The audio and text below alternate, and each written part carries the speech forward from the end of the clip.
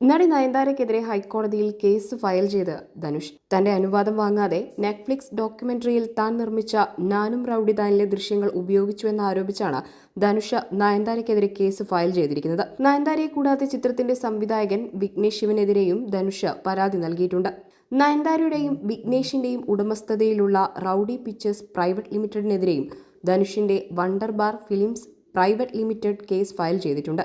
Netflix ഡോക്യുമെന്ററിയായ Nayanthara beyond the fairy ടെയിലിൽ Naanum rowdy താനിൽ നിന്നുള്ള ചിത്രങ്ങൾ ഉപയോഗിച്ചിട്ടുണ്ടെന്ന് ഹർജിയിൽ ധനുഷ് അവകാശപ്പെടുന്നു.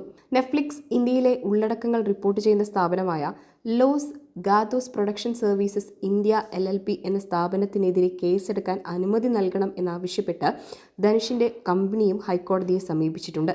ധനുഷിന്റെ ഹർജിയിൽ നയൻതാരയോട് വിശദീകരണം തേടി ഹൈക്കോടതി